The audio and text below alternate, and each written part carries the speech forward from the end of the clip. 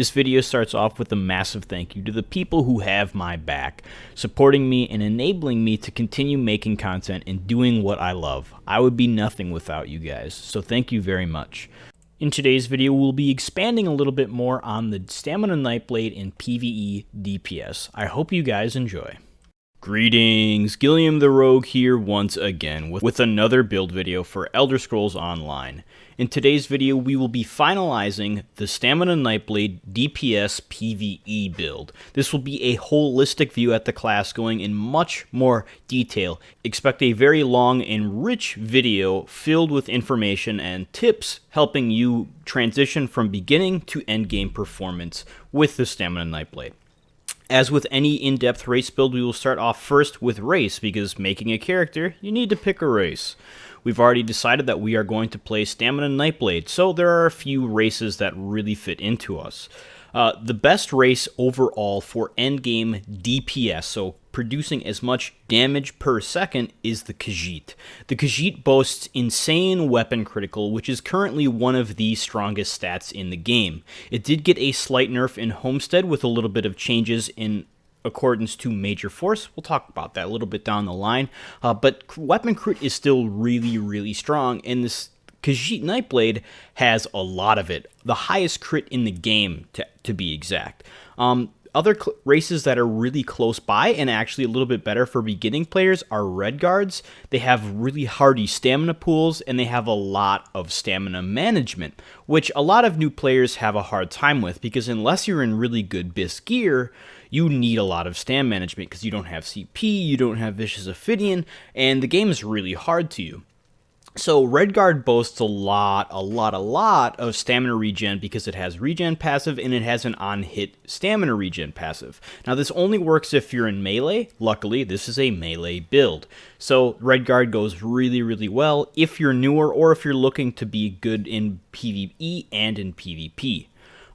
And then the third race that I would suggest is an Imperial. Imperials have great health, they have great stamina, and that's pretty much it. They have really big stamina pools, which allow you to be much more versatile in terms of tackling content. So you can kind of be a tank because you have a hardy health and stam pool. You can PvP, you don't have to worry about dying as much.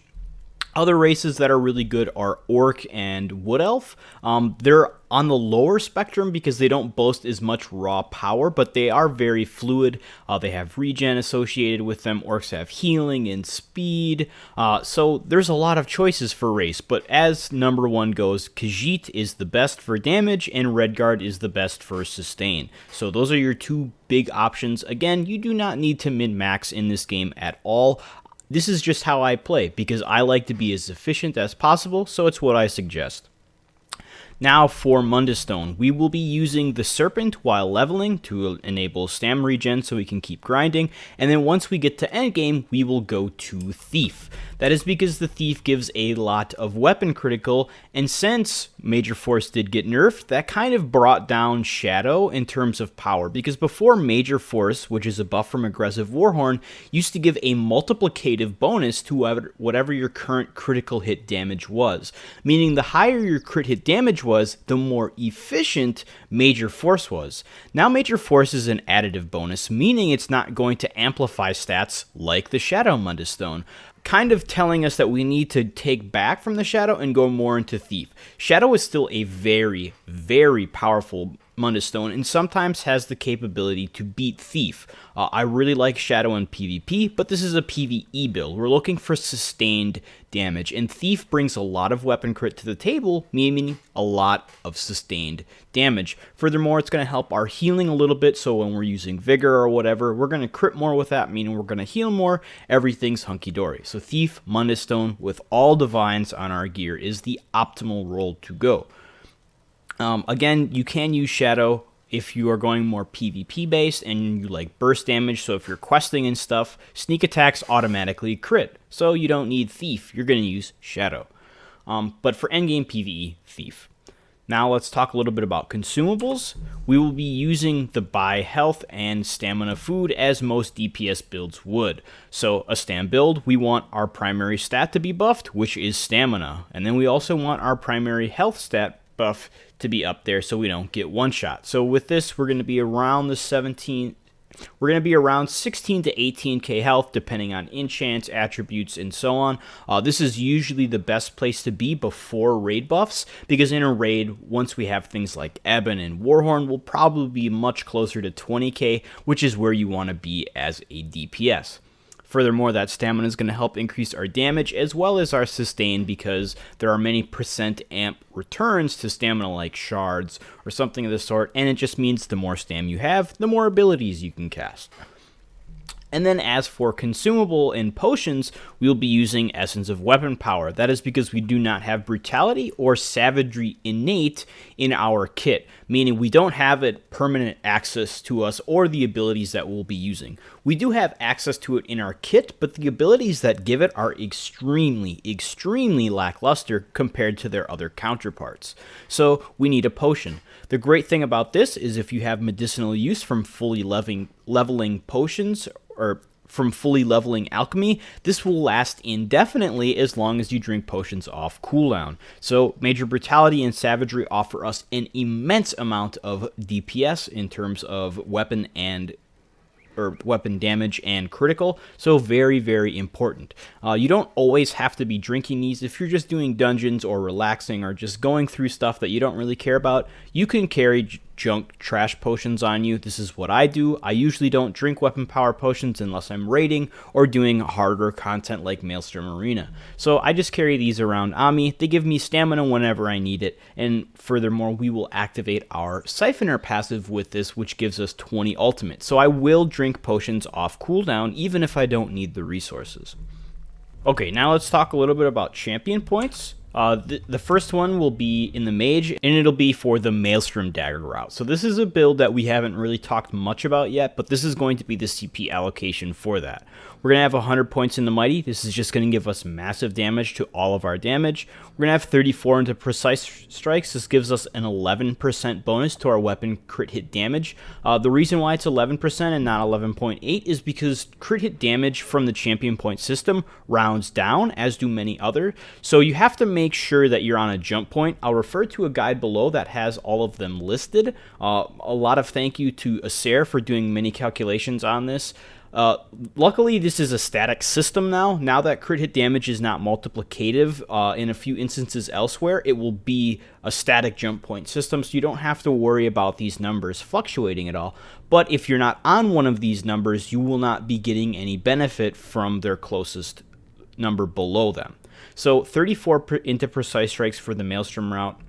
And then we're going to have 66 into Thaumaturge, and that's because almost every single form of damage we're going to be doing is damage over time. A lot of our damage is damage over time. Our spammable will be Rapid Strikes, which is damage over time, and we're going to be very focused on damage over time from things that are amplified by our Cruel Flurry enchant or casting Rapid Strikes with Maelstrom Daggers.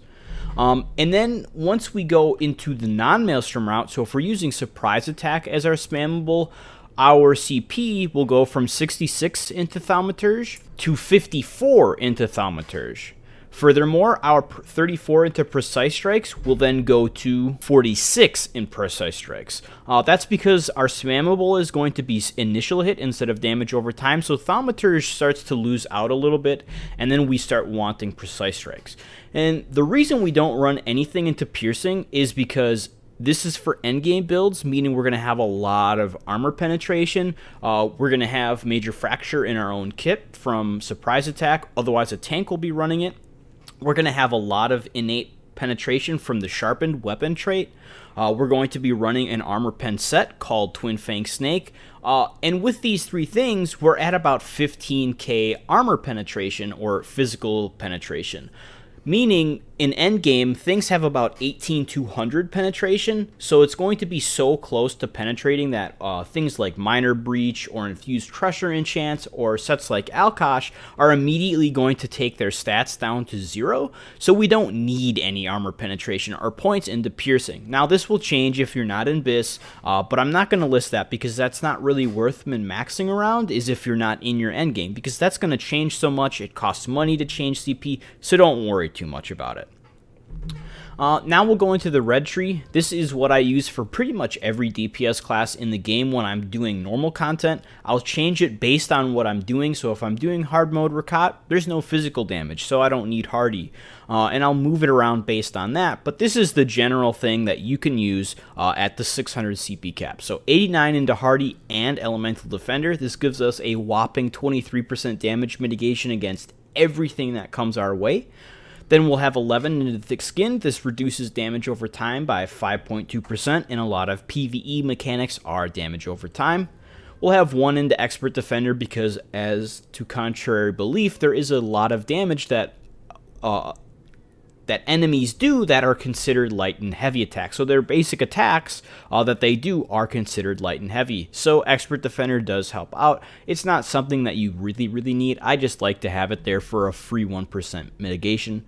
And then 10 into quick recovery for free 4% healing received. This means your healers will heal you more. You'll heal yourself more. Everything's great. And CP is kind of an open-ended system. It's what you like. This is just what I like. And then into the green tree, we have a very basic setup. 100 into Warlord. Now this might go away with Morrowind. If it does, then our CP is going to change drastically, but we'll talk about that when we get there. Right now, Warlord is here to stay, and this is what we're going to do. 16% cost reduction is very efficient. Then we're going to have 94 into Mooncalf. The reason we don't go 100 is because we're going to be dodge rolling a lot as a stamina build. So we want to make sure that when we do dodge roll, it's not as consumptuous of our stamina as otherwise. Because dodge rolling costs a lot of stam. It's one of our very few sources of defensive capabilities that we have access to us. So since we're doing that a lot more, I like to put 6 into tumbling. It'll also help you reduce the cost of CC break, which does tend to happen quite a bit in PvE, but not tremendously.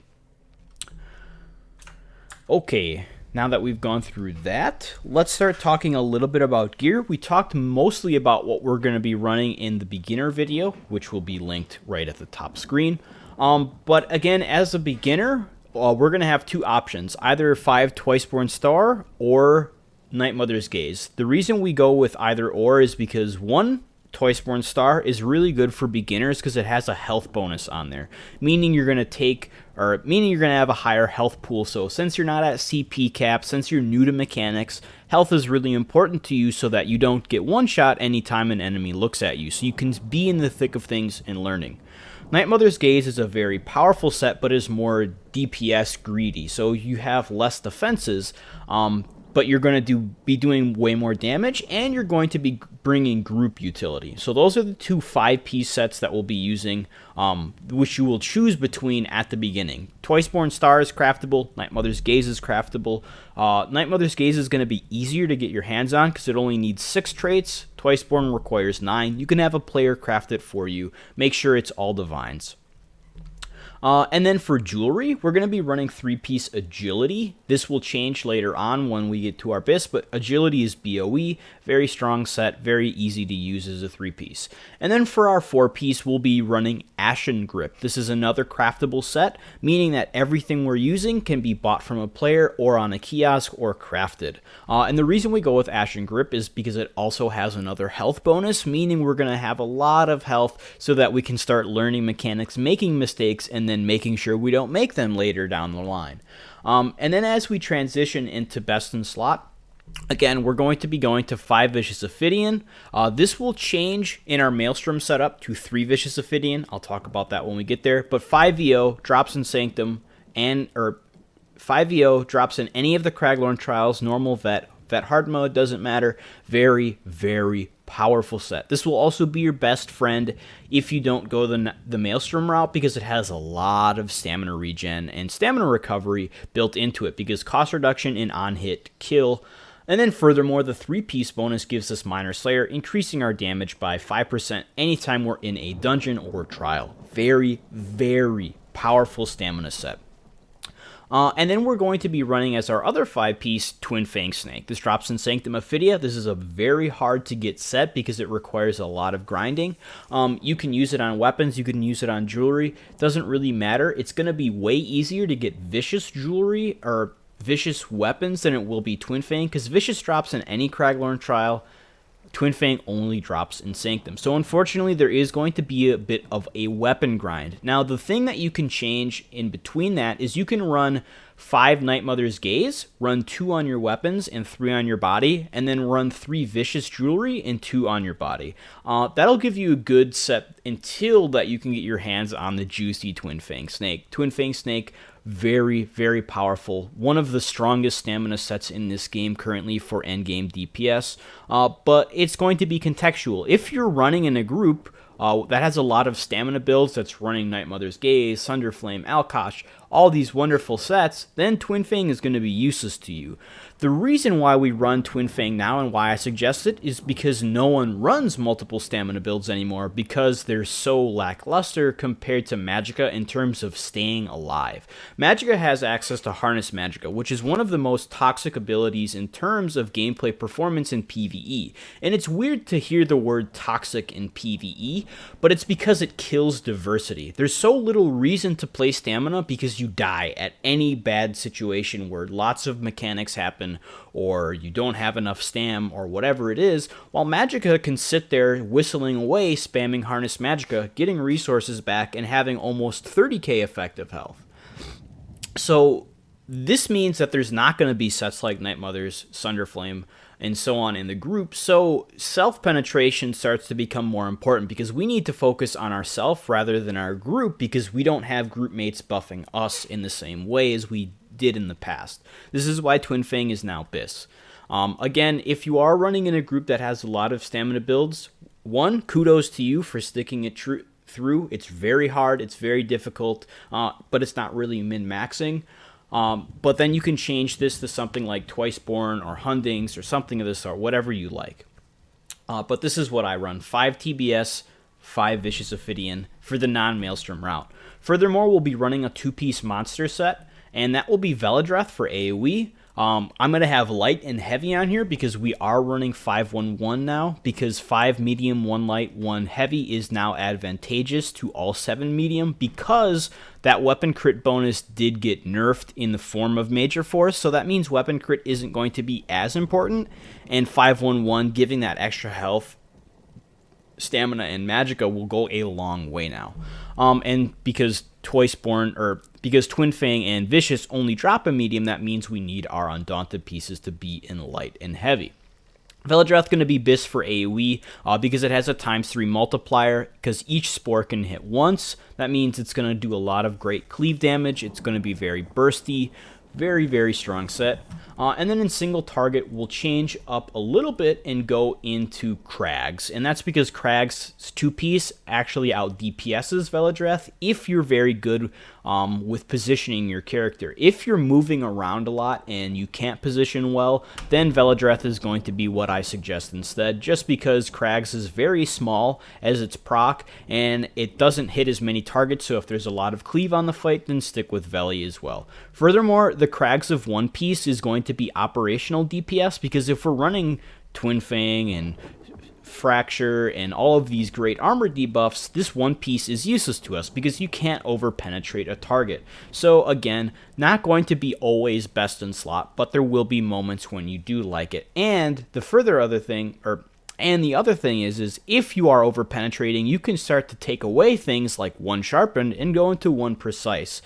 So you aren't over-penetrating and you make up and get some extra DPS elsewhere. Okay, so again, we talked about gear setups for the beginner, transitioning, and then end BIS. All stamina enchants, all divines on our gear, again 5-1-1. Enchants for our jewelry, all weapon damage, because Twin Fang or Vicious Ophidian gives us lots and lots and lots of stamina regen. Furthermore, we're a Nightblade. We're going to have lots of built-in stam regen in the form of surprise or siphoning attacks, which we'll talk about more. Weapons, one will be a Berserker enchant. This is increased weapon and spell damage, and then the other will be poison. The reason why I have disease and poison is because this is my VMA build. I like burst damage, so I take 1 disease, 1 poison. And then a Maelstrom bow on the back bar. Now, what do I use if I don't have a Maelstrom bow? You can use any bow that you want. Any sharpened gold bow will do just fine. If you don't have a Maelstrom bow, enchant it with disease, poison, crusher, whatever. It doesn't matter. It's very non-essential as long as it's a bow that you can cast Endless Hail with, as long as it's sharpened. If you have a Maelstrom bow, that means you're going to be doing a lot more DPS with Endless Hail, but even if you don't, it's still going to be very important to you. Okay, that covers gear. Now we're going to have one slight deviation with single target DPS. So in single target, we're going to drop 5 vicious, and we're going to go to 3 vicious, 3 vicious, 5 Twin Fang, either 2 Veladreth or 2 Crags, and then 2 Maelstrom daggers, and that'll take our place of the Vicious Ophidian or Night Mother or Vicious Ophidian daggers. So if you're running Night Mothers instead of Twin Fang, that means you'll need Vicious Jewelry and then Night Mothers on your body pieces. Maelstrom daggers is a really, really good weapon. It's a little too good. I really dislike it because it kills a lot of diversity and stamina, but it's too good to give up. But it's also going to make our rotation very difficult, and it's kind of make it like the Magic and Nightblade, where you're casting Relentless constantly, where we don't even have a real rotation. I'll explain it and what it looks like and how to make best sense of it. But our rotation is going to be more of reactionary versus then going through a set rotation, because we're going to have to amplify our dots with rapid strikes before we cast them. The nice thing is there are a few tips to make this much easier on us, which I'll go through in the rotation segment. Okay, now let's talk about abilities. So this is going to be the AoE. We talked a little bit about this in the previous video. Now I'm going to explain things to much more detail. So if you're kind of okay with what you need to run, you can skip through this part. First ability is going to be Steel Tornado. This enables lots and lots of AoE damage. Furthermore, the really nice thing is if we're using Vicious, this is going to cost almost nothing, because that 8% cost reduction goes down to 1800 stamina. Meaning if we're getting kills with Vicious Ophidian, we're actually at a stamina gain rather than a deficit. Meaning we can infinitely sustain as long as there are lambs to the slaughter. It's going to be very powerful in AoE, so anytime there's more than 3 adds alive or 3 mobs to fight, we're going to be using Steel Tornado instead of our other spammable, because we're going to be hitting lots and lots of people. Burst damage, sustained damage, it has everything. It's a very, very strong ability. 9 meters AoE, the strongest AoE in the game in terms of a spammable, but stamina builds aren't going to be as powerful as caster builds in AoE, because we don't have very good ultimates, and I'll talk about what we can use to kind of give us better AoE DPS. Next ability, Relentless Focus. Very, very strong ability. We talked about this a lot in the previous video. One, it's going to act as a buff to give us 8% flat damage. It's going to give us a little bit of stamina recovery, which is kind of negated because it does have a stamina cast associated with it now. Doesn't cost too much, but that Minor Berserk is very, very important if we don't have a healer giving us combat prayer and stuff. Furthermore, having it slotted will give us 2% weapon critical, and if we don't have any other assassination abilities on our bar, which we will, it's going to give us 10% crit hit damage. That will not stack, meaning as long as you have something like Killer's Blade or a Soul Harvest on your bar, you don't need to have Relentless here. I like it because it gives us 2% weapon crit. Weapon crit is a very strong stat, despite it getting nerfed, so this is why I run it here. After 4 light or heavy attacks, it'll also switch into the Spectral Bow, which you can shoot once. It will consume the bow proc, but it will not consume Minor Berserk, so don't feel bad about casting it. The thing is this ability costs 2 global cooldowns per damaging ability. Furthermore, if you're reactivating it, that's 3 global cooldowns for a single ability. The nice thing is that shooting the bow won't consume Minor Berserk, so you don't have to recast it right away. You can kind of just let it run out and then recast it after it falls off. But the big thing is that the damage portion of this is not going to be that strong. The tooltip seems that it suggests it's almost twice as powerful as Surprise Attack. However, that's really not going to be the case. Still, it does great damage, but it's not worth casting off cooldown, meaning as soon as you shoot the bow, you don't need to recast it. Just wait till the 20-second duration is up, then recast it. Furthermore, if you're in a group that has great healers giving you combat prayer, you don't even really need to cast this ability other than when you are deviating outside of the stack. So if your healer can't constantly hit you with this, cast it once in a while, but if you're in a big stack of allies and they're spamming combat prayer, there's no real advantage to this ability other than passive damage in slots. Next, we have our main spammable for the non-Maelstrom route. This is Surprise Attack. It is a great spammable, meaning if you're newer to the game, the Stamina Nightblade is going to be one of your better options as a stamina build because it has great class skills associated with it. Surprise Attack gives us Major Fracture, means we do almost 10% to 11% more damage. There's a lot of weird intricacies in terms of how armor penetration is calculated. In terms of resistance, 5280 is about 10.56% damage reduction in PvE, meaning that your attacks will be doing 10.5%, or meaning that they're not going to be mitigating 10.56% of your damage, but that damage in terms of gain will be dependent on how hard you hit anyways. I'll explain that in a separate video down the line when I finalize a lot of other stuff, but just pretty much look at it as a roughly 10% DPS boost. Furthermore, it's going to give us some passive health for slotting, allowing us to hit 17 to almost 18k health in endgame gear. This is very, very helpful because stamina builds are really squishy, so having more health means dying less. So Surprise Attack, very great spammable, easy to use, easy to weave, really, really strong. Next is our Execute. We will begin using this at 24.9% health because it says at targets at or below 25. It starts at 24.99999, whatever. It does lots of damage, meaning it's going to remove Surprise Attack, or it's going to replace Surprise Attack in our rotation. We're still going to keep up our dots and stuff, which I'll talk about.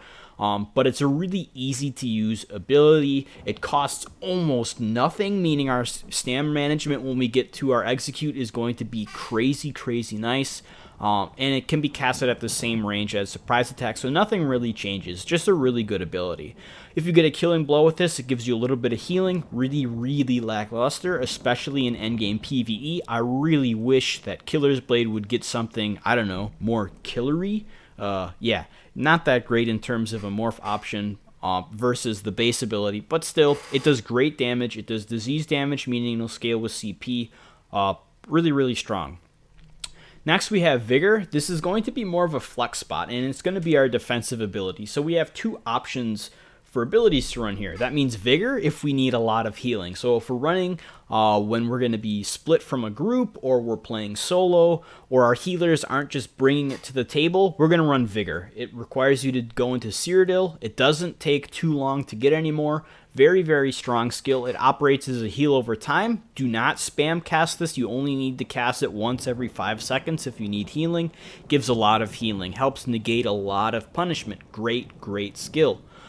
If we're in a group that has good healers, this will become Deadly Cloak because we don't need healing, so we need damage mitigation. Deadly Cloak offers us 20% damage mitigation against AoE attacks. Guess what? A lot of PvE is AoE damage, so Deadly Cloak gonna be a phenomenal skill. Furthermore, it's actually going to be worth running 100% in terms of damage because it will outperform one Surprise Attack cast. When you look at the tooltip, this hits 5 times. It's hitting for almost 3k, meaning it's hitting for almost 15k over the duration. Each costs a global cooldown to cast. Surprise Attack is almost 9k, so that means Deadly Cloak is almost twice as advantageous than Surprise Attack, so it is worth maintaining as a buff to deal damage.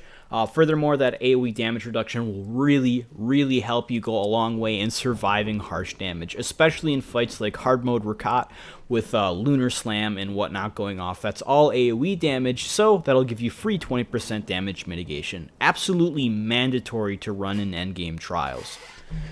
Next is our ultimate. This will change depending on what we're doing. In AoE, we're using Soul Harvest. Again, gives us tons and tons of ultimate generation. It can be cast once an enemy gets low health to amplify our execute damage.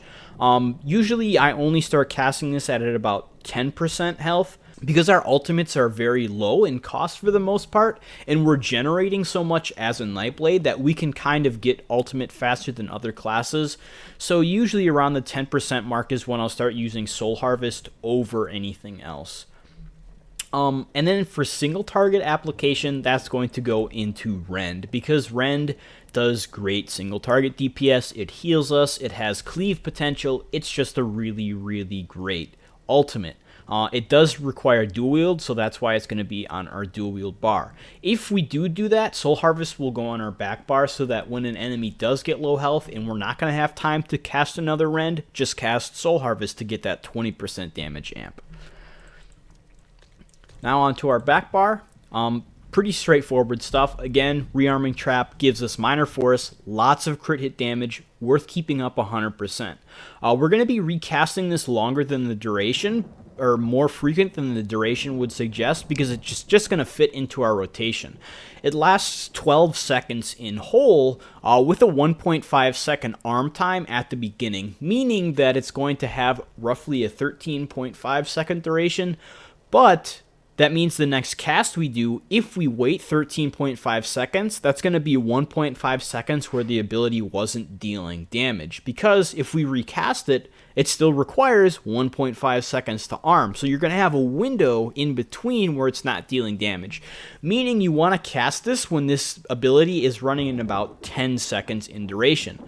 The really great thing about this is that all of our dots are in 10-second intervals. Poison Injection, 10 seconds. Endless Hail, 10 seconds. Razor Caltrops, 30 seconds. Rending Slashes is going to be 9 seconds, so almost 10 seconds. So everything fits really well in terms of a rotation. So we're going to recast Rearming Trap whenever we go to our back bar to reactivate our other dots.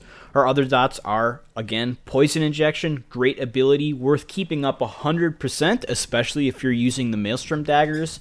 And then if you're newer and managing a lot of dots is really difficult, you can kind of skip out on this until an enemy gets to 50% health.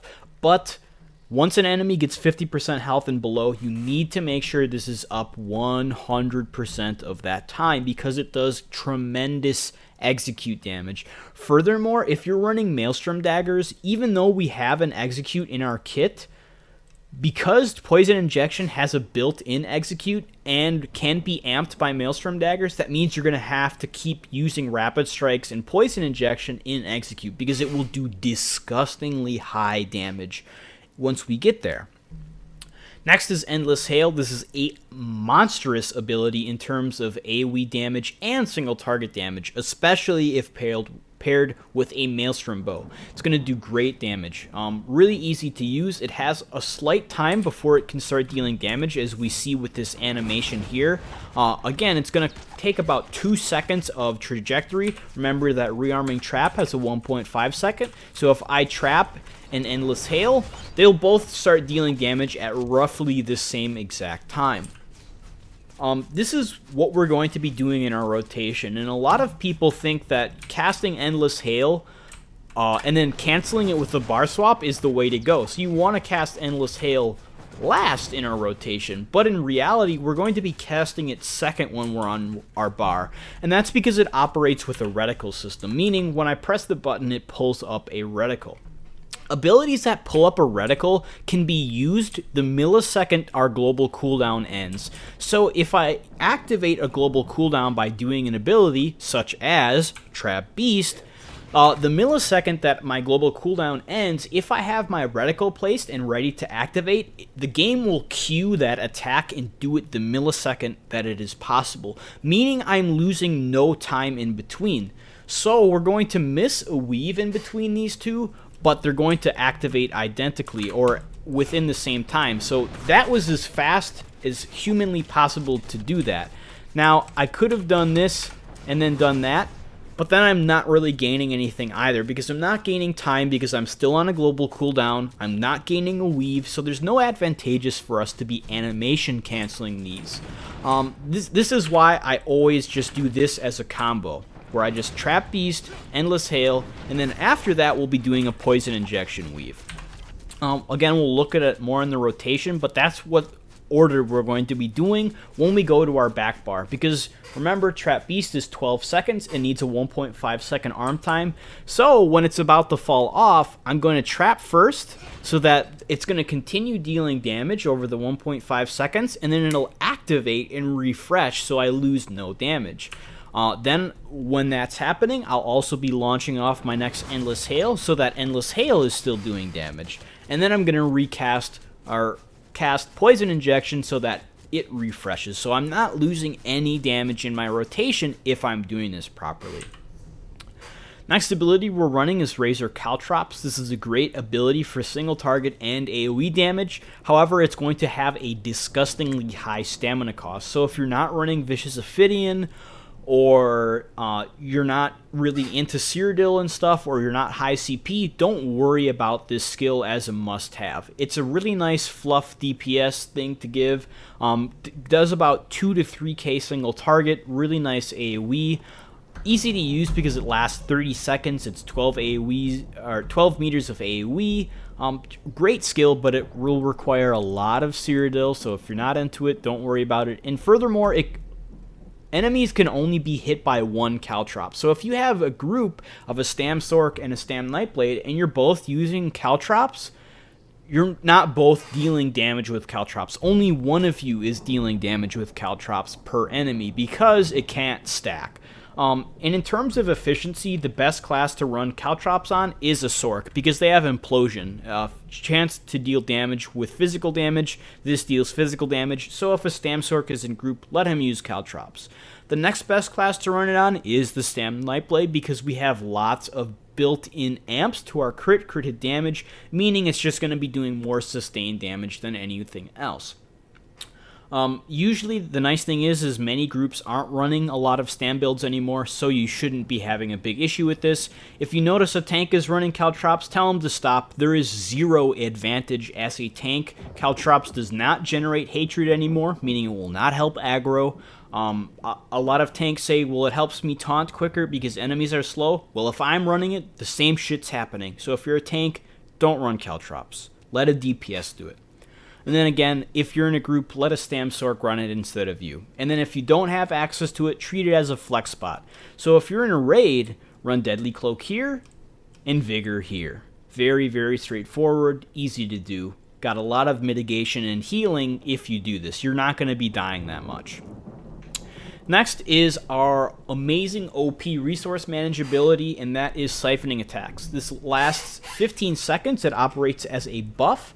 After activating it, anytime you weave or deal heavy attack damage, you'll be gaining a lot of stamina and magicka. Furthermore, your direct damage abilities, such as initial hit of Poison Injection, Trap Beast, Relentless Focus, Steel Tornado, Surprise Attack, those are all going to have a 10% chance to give us 2181 magic and stamina.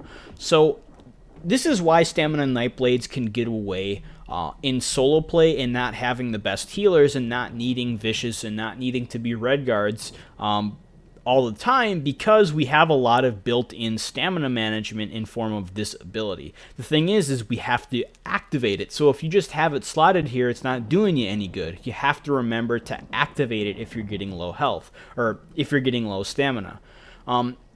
If you pair this with Vicious Ophidian, you're never going to run out of resources. Never, ever, ever. Even if you're in single target and you have Vicious and you're not getting kills with Vicious, you'll never run out of resources because Siphoning Attacks. This is really, really strong, and it's why I prefer Khajiit over Redguard as a Nightblade, is because we don't need the Redguard stamina management as much because we have access to Siphoning Attacks. So, very, very strong skill. It's going to give us 2 ultimate whenever we cast it. So it has a lot of benefits to it. Next is our ultimate slot. We're going to be using a lot of different things here. So if we're doing AoE and we have Soul Harvest on our main bar, usually we're going to be using Shooting Star, because Shooting Star does initial hit damage, meaning bursty, and it has ultimate refund. Yes, it deals flame damage, so it's not going to scale with CP, but it still does decent DPS because it will scale with our stats other than armor penetration, and it won't use mighty. But the ultimate refund allows the Nightblade to have disgustingly high ultimate generation.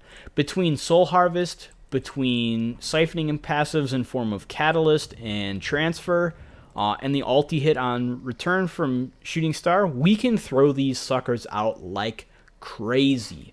Meaning, this is why the Stamina Nightblade is going to be really good at 4-man dungeons still, because we can throw out ultimates faster than any other class in the game because we have access to these. So the Stamina Nightblade still fits really well into endgame PvE outside of Trials.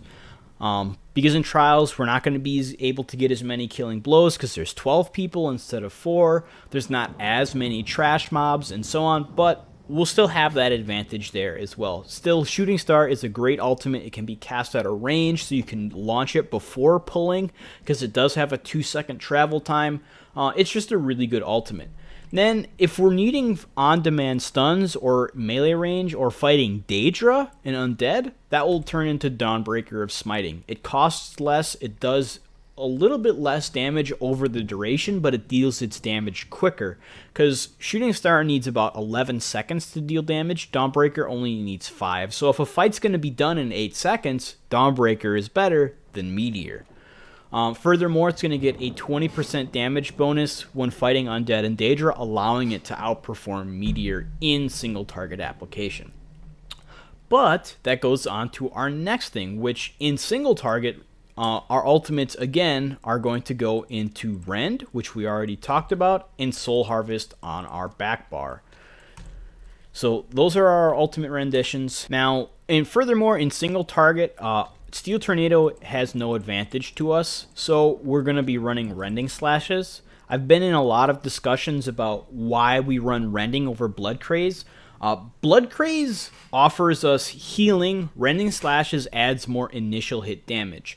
At first, the damage on Rending Slashes gain seems to be about 300. The thing is it will increase with rank, and that extra damage will be affected by amplification, such as champion points, such as critting, and so on. So that damage is much stronger. Plus, Rending Slashes and its morphs hit twice on application, meaning the initial hit multiplier is multiplied by 2. So that initial hit damage is much stronger than we would think on Rending. Furthermore, Blood Craze only gives about 2k healing every 2 seconds if we look at 100% crit chance. So if we're fully buffed and stuff, we're going to be at about 90-ish%. So Blood Craze will be healing for about 900 HPS, or heals per second. The thing is that doesn't do us any good. That's not real meaningful healing. There is no fight in this game that demands a stamina build have 900 healing every 2 seconds, or 1,000 or 2,000 healing every 2 seconds.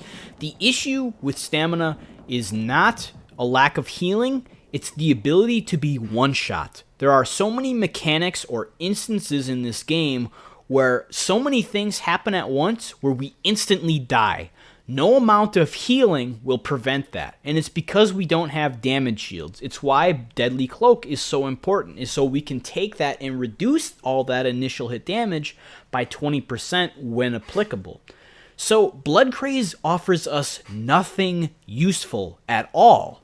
A lot of people like it for solo play, but again, we have other options for healing. Blood Craze won't make a difference. Yes, it offers healing, but does that healing actually heal you? No, it's useless. So we just take the initial hit damage on Rending Slashes. That's pretty much the only change. Again, we'll be using Rend as our single target ultimate and then Soul Harvest on our back bar. And now let's talk about what we go with the Maelstrom setup. So let's take a short breather, get a drink here. Now we have a slight deviation here, and this is where our gear changes into the Maelstrom setup if we're going that route. Surprise Attack goes out the window and Rapid Strikes is now ran. The reason that is because Rapid Strikes out damages Surprise Attack, assuming Major Fracture is applied and we're running Maelstrom Daggers. I still really like Surprise Attack because it's an instant cast, it's very easy to use, it doesn't cost a lot of stamina, and it has burst potential. So in dungeons, mobs aren't alive for 3-5 minutes. They're alive for 10-20 seconds.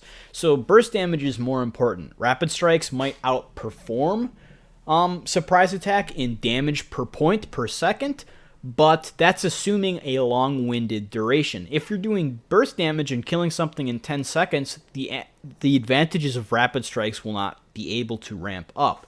But in trials and in single target damage, when we're fighting a mob or a boss for multiple minutes, then that advantage is seen, and Rapid Strikes becomes insanely powerful and is further amplified by Maelstrom Daggers. So anytime we cast Rapid Strikes, our next single target damage over time function will be granted about 2,000 weapon damage. The abilities that this affects is Rending Slashes, Rearming Trap, and Poison Injection. Furthermore, if we're in single target, that will also amplify Rend, meaning before we cast all of these abilities, we must cast Rapid Strikes so that they get their damage bonus. There are a few interesting things that we can kind of abuse. This is not an exploit. It's been reported. I've talked about it a lot with the developers. I haven't really gotten an answer. But there's a way to use Rearming Trap and Poison Injection where they both get a single hit. So if I cast Rapid Strikes and Bar Swap and drop Rearming Trap, since it has a 1.5 second arm time, it waits to consume Cruel Flurry, and it does not consume the actual buff. Meaning I can cast another Poison Injection, and then both of them will get their 2,000 bonus weapon damage. Again, this has been talked about a lot. It's not an exploit. It's been done forever. It's just that no one explained why we did it. This is why we do it.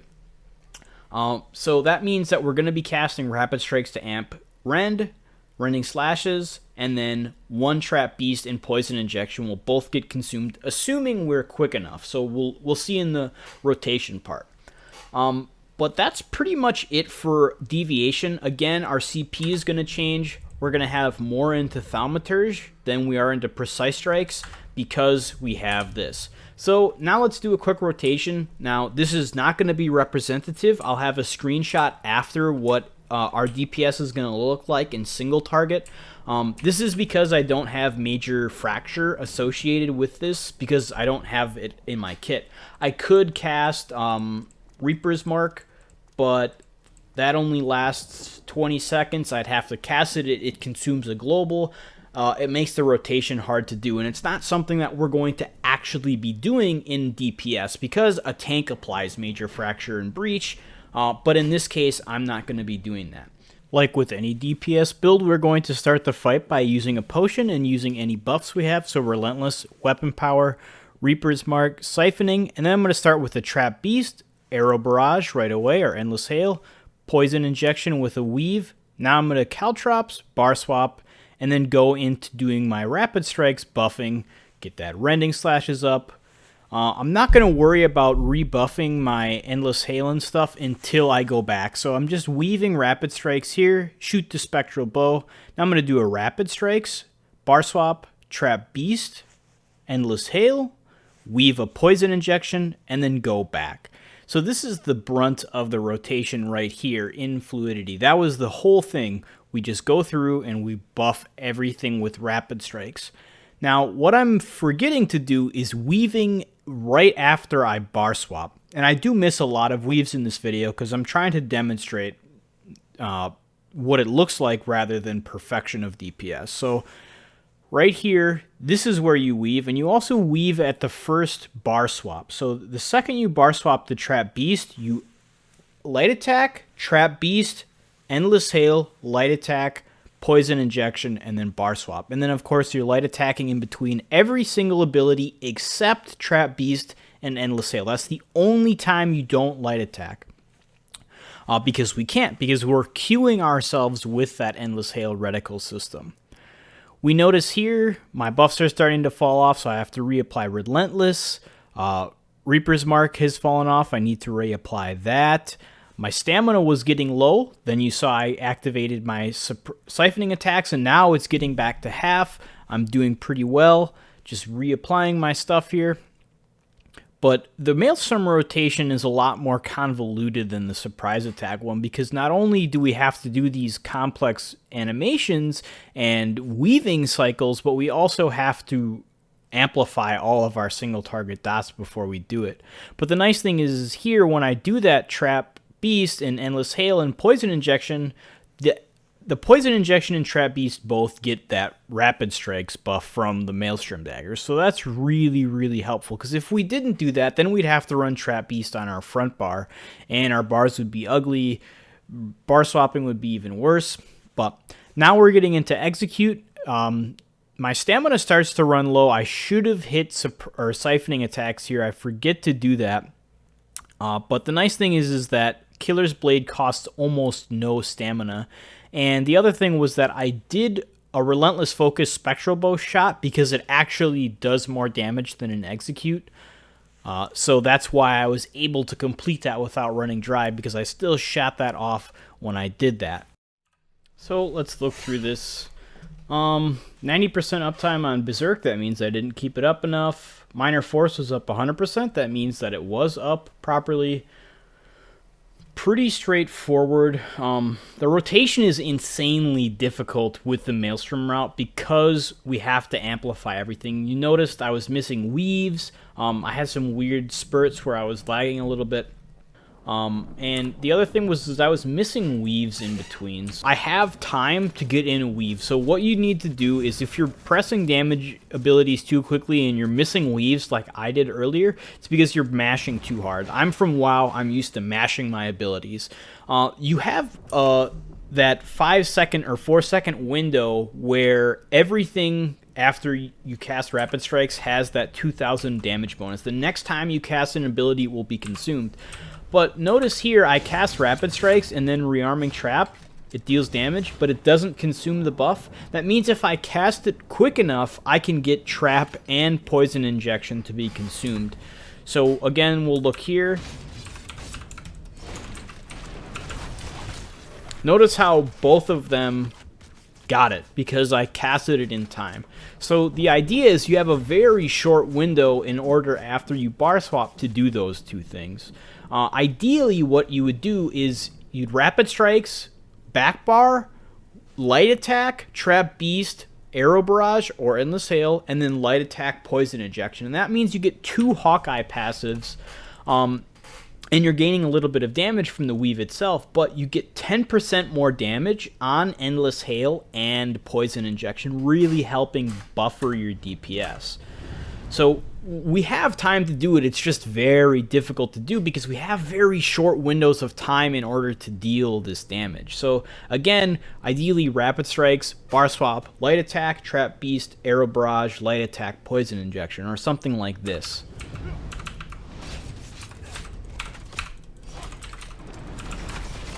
And I hit both, and luckily they both go off.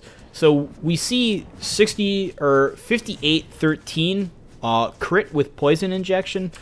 Thing is if I do that with this, it's not going to be that high.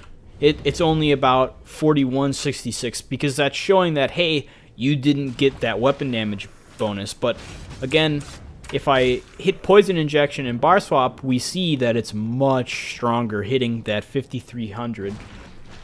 So again, you can hit Trap Beast and Arrow or Poison Injection to consume it, and you can fit those 2 weaves in. It's just very hard to do with time consumption and timing and stuff. So that wasn't really representative of what our DPS is going to look like. You can see a screenshot in a little bit that shows that. Here we see a much higher parse from the Maelstrom Dagger routine. All I did here was I had an ally apply mark target instead of me, so I didn't lose that global. It made the rotation much smoother, and I did a much better job at maintaining those weaves and making sure my Hawkeye passive. You'll notice that Endless Hail and Poison Injection did much more DPS than before because of that Hawkeye passive. So this is a much more representative route.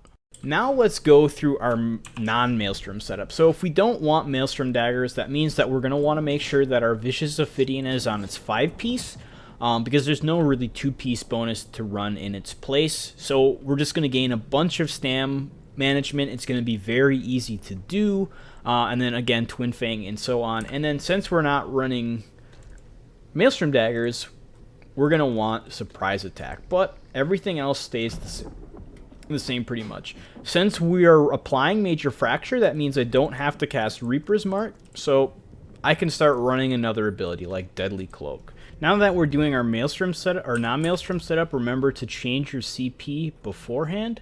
So we're going to go to the 46 Precise Strikes and 54 Thaumaturge instead. And then before we pull, we're going to buff up like normal. So make sure everything's running. Again, like any other DPS build, start off by applying your buffs. Going to start off with the same Trap Beast, Endless Hail, and then weaving a Poison Injection to make sure we get that Hawkeye passive. Caltrops down, and then go into applying our ultimate, our Rending Slashes, and now we're into spam mode because all of our dots are running. That's the nice thing about the non-Maelstrom route is we don't have to worry about buffing anything. We just go into priority mode where, okay, now my Endless Hail and Trap Beast are going down, reapply those with that Trap, Poison Injection. Now Rending needs to be reapplied, Relentless needs to be reapplied, and then we go back into spam mode. So the really nice thing about this is that we're just watching our buffs. So if we're on PC, we're watching our add-ons. If we're on console, we're watching our character or the ground. And soon in Morrowind, we'll be watching our own buff timers. So this is the really nice thing about that. I do make a small hiccup there where I almost double cast and miss a weave. But the really nice thing about this is just the simplicity of the rotation once you commit it to muscle memory. Like at first it seems really daunting with all of these abilities to manage, all of these weaves to do, but it's pretty straightforward once you just give yourself time to practice it and you know what to do. Here we see my stamina get low, so I weave in that siphoning strike so that I can start getting my stam back. Potions off cooldown, sip that sucker down, and now we're already back to half stamina, allowing us to be much safer with our rotation, not having to worry about heavy tacking or something of this sort. Again, just making sure everything's up 100%, reapply my ultimate because I just got it, go into spam mode once all my stuff's back up. The other nice thing is that we're also using Deadly Cloak in this rotation, keeping that up 100%, or trying to at least, because it is worth casting again. We're going to be nearing Execute soon, so Surprise Attack is going to go out the window. But we are going to still maintain all of our buffs because they're worth it. Like our damage over time, Poison Injection and Rending both deal execute damage. Endless Hail is worth it to keep up 100% just because it's so strong with Maelstrom. But then we just replace Surprise Attack with Killer's Blade, making sure we're weaving that. Here I let my buffs fall off because the target was so close to death that it didn't matter. So we see here about 42k single target. Major Berserk or Minor Berserk up 92%. Minor Force up 89%. Could have done a little bit better job at keeping that up. Deadly Cloak up much higher. So it looks like the Surprise Attack build beats Rapid Strikes, and that's incorrect because in the Rapid Strikes one, I made many mistakes. I had to cast my own Major Fracture instead of getting it freely.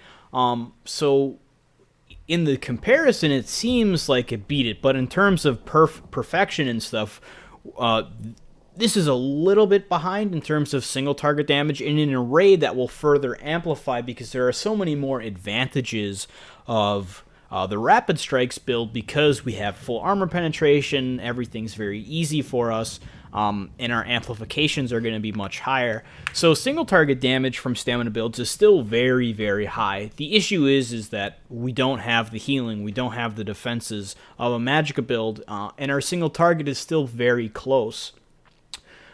Still, the Stamina Nightblade is capable of doing really great stuff. Again, 42k single target is nothing to laugh at.